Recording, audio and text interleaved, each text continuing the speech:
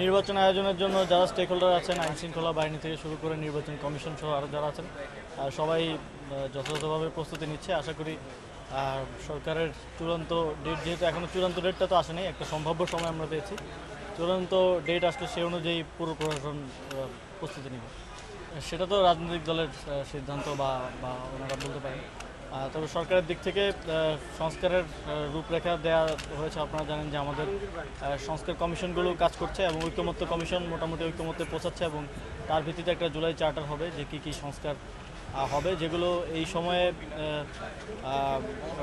বাস্তবায়নযোগ্য সেগুলো বাস্তবায়ন হবে। ইতিমধ্যে আমরা কাজ করছি, স্থানীয় সরকার বিভাগকে যেই সংস্কার প্রস্তাবনাগুলো দেওয়া হয়েছে সেগুলো আমরা বাস্তবায়নের কার্যক্রম শুরু করেছি।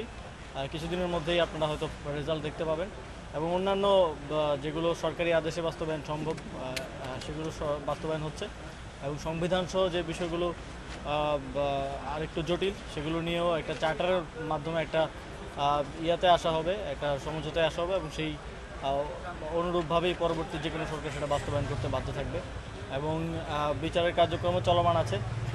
এখন এগুলো হচ্ছে চলমান প্রক্রিয়া।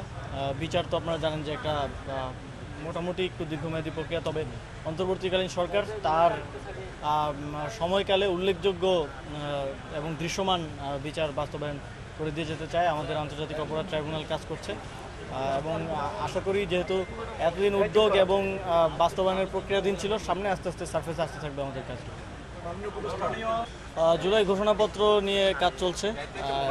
ইতিমধ্যে আপনারা জানেন যে ইতিপূর্বে রাজনৈতিক দলগুলো থেকে প্রস্তাবনা নেওয়া হয়েছিল এবং ওনারা বিভিন্ন ওনাদের মতো করে ঘোষণাপত্রের কপি সরকারকে দিয়েছে এবং এখন আবার কার্যক্রম চলমান আছে।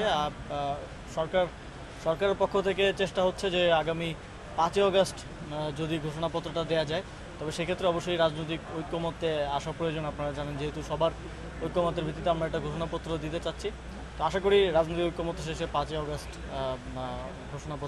জুলাই ঘোষণাপত্র পাঠ করা সম্ভব হবে। এ বিষয়ে কিছু কথা আমার কেন এসেছে এবং আমি আইন মন্ত্রণালয়ের সাথে এই বিষয়ে কথা বলবো যে যদি কোনো নিয়মের ব্যত্যয় করে কিংবা দুর্নীতি করে কাউকে জামিন দেওয়া হয় এবং এই বিষয়গুলোতে আইন মন্ত্রণালয় তাদের নিয়ম অনুযায়ী ব্যবস্থা নেবে।